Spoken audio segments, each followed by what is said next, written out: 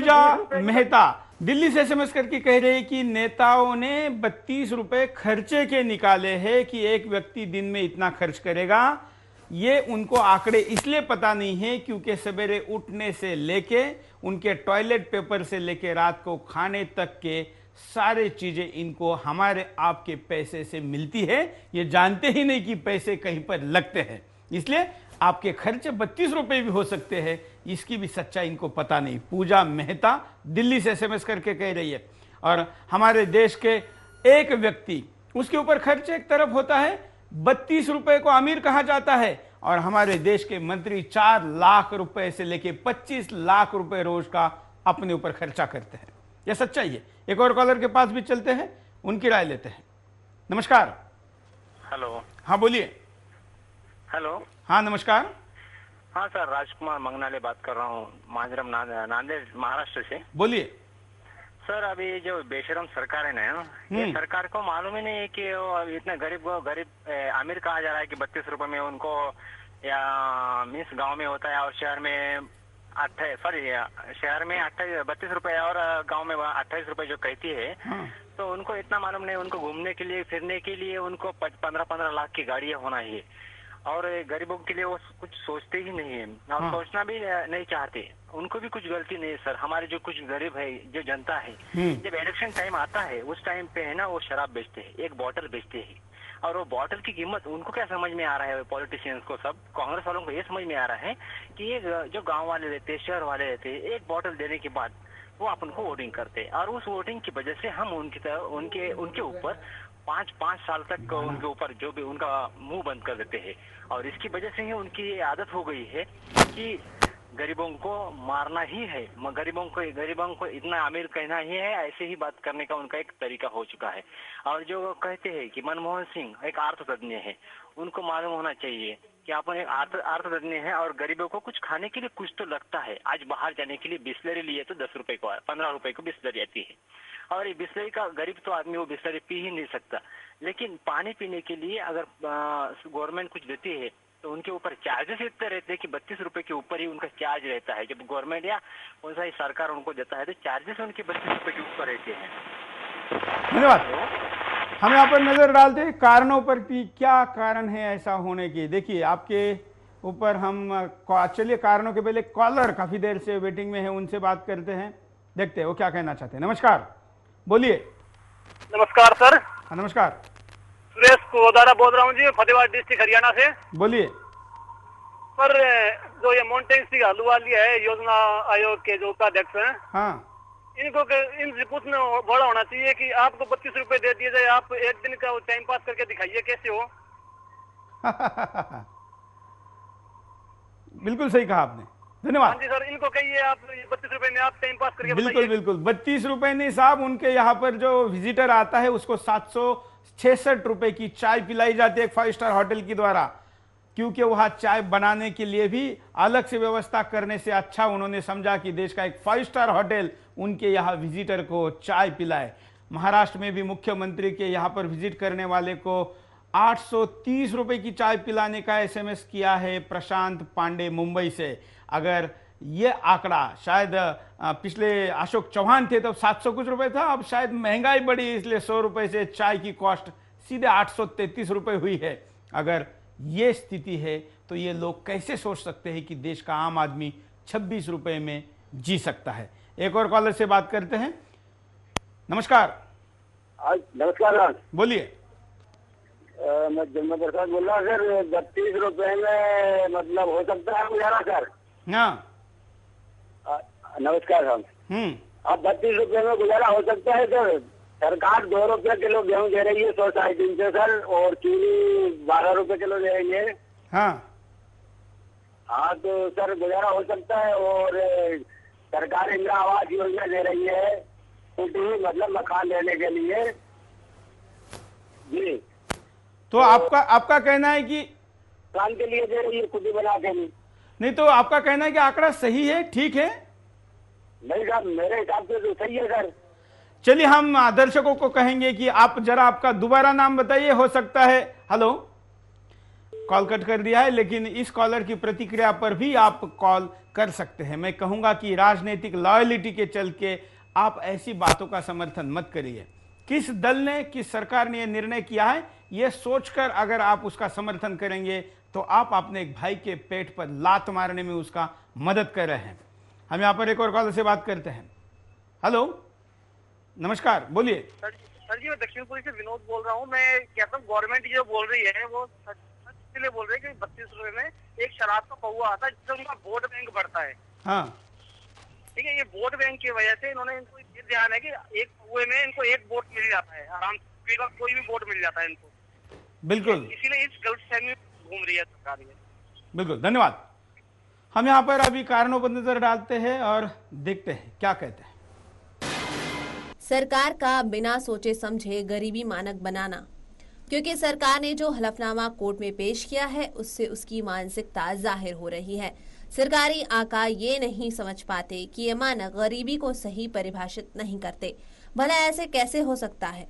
हाँ, ये बात सही है कि बड़े बड़े 5 सितारा होटलों का खर्चा सरकार के खजाने से भरा जाता है। तो फिर कैसे पता चलेगा इन नेताओं को कि गरीब अपना पेट कैसे पालते हैं? सरकार गरीबी दूर करना नहीं चाहती क्योंकि सरकार नहीं चाहती कि देश से गरीबी खत्म हो, क्योंकि इससे कहीं न कहीं सरकार को नुकसान होगा। क्योंकि ये लोग आए दिन सरकार से अपना हक मांगने लगेंगे जिससे सरकारी आय नेताओं की जेब में नहीं पहुंच पाएगी। सरकार गरीबों का शोषण करना चाहती है। सरकार नहीं चाहती कि गरीबों को उनका हक मिले, क्योंकि सरकार देश को और देश के संसाधनों को अपनी बपौती मानती है। वो नहीं चाहती कि गरीब भी देश के संसाधनों का लाभ उठाएं। सरकार सब्सिडी को हड़पना चाहती है।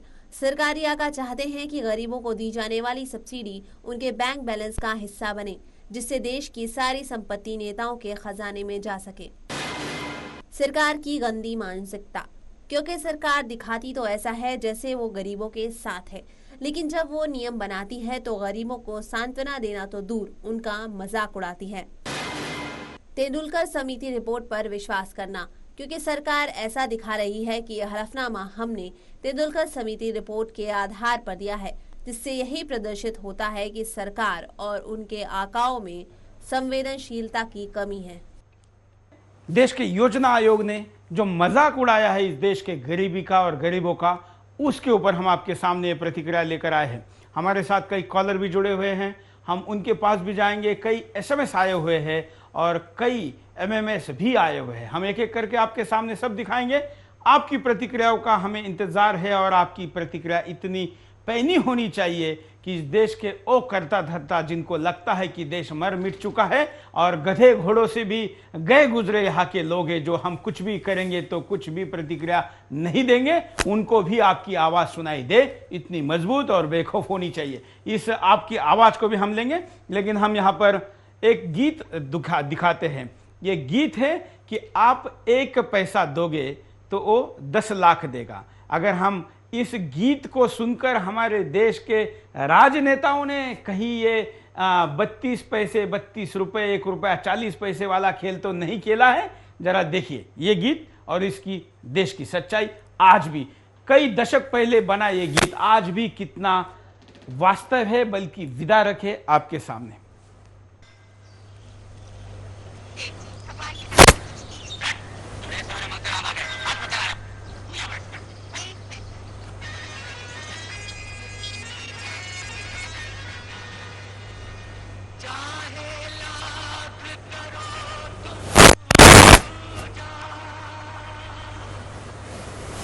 पूजा भगवान की हो या अपने राजनेता आकाओं की, ये पूजा काम नहीं आएंगी।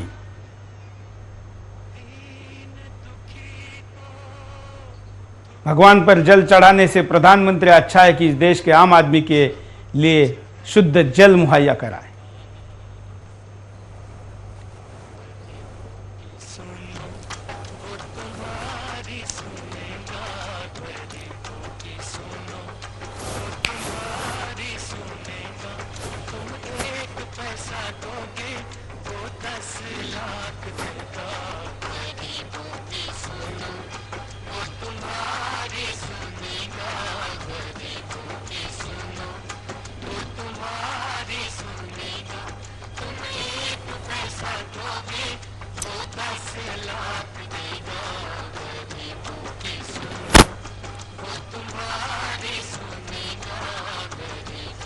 लेकिन हम गरीबों की इस देश के राजनेता सुनते हैं, देखिए दूसरी तरफ एक खर्चा है, एक तरफ गरीबी है और दूसरी तरफ आयोजनों पर लाखों करोड़ रुपए खर्च किए जाते हैं। उस खर्चों के साथ कितना भ्रष्टाचार होता है ये और बात है।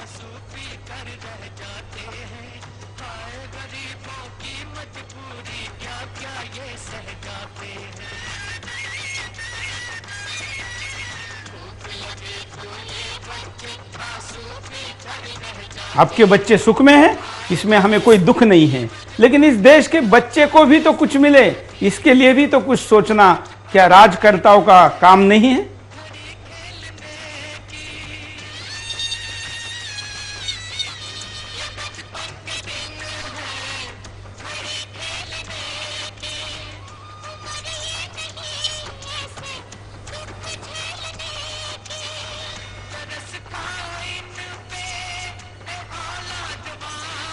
आप अपने बच्चों को गले से लगाइए, उनको सीने पर बिठाइए, इस पे हमें कोई दुख नहीं है बल्कि खुशी है। लेकिन आप इस देश के माँ से उसके बच्चे को मत छीनिए, कम से कम उसको खाना न मिलने से, उसकी मौत से तो मत छीनिए।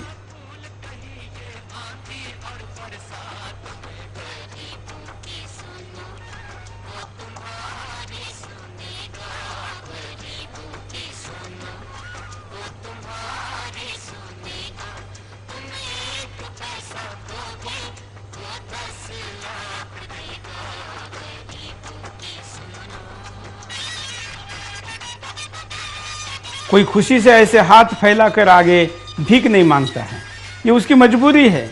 लेकिन क्या आप देश के सारे 80 करोड़ लोगों के हाथों में कटोरा देना चाहते हैं? ये लाचारी कभी खत्म होगी या नहीं होगी?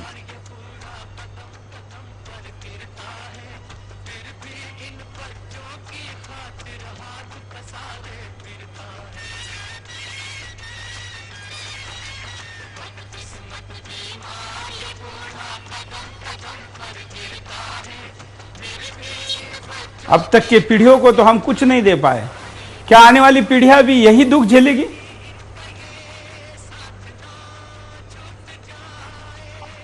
हम कम से कम इस पीढ़ी के लिए तो कुछ करेंगे या नहीं करेंगे? ये बच्चे जिनको हम देश का भविष्य कहते हैं,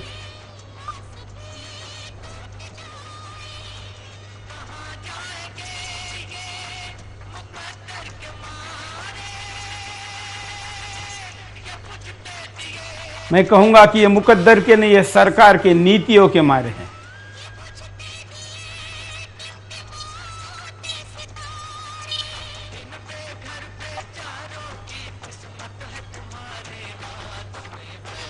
लेकिन जिनके हाथ में किस्मत है, उन्होंने किस्मत में अंधकार लिखना तय किया हुआ है। इसलिए दुनिया को हमारे आंकड़े और विकास की झूठी तस्वीर दिखाने के लिए आंकड़े बदले जाते हैं।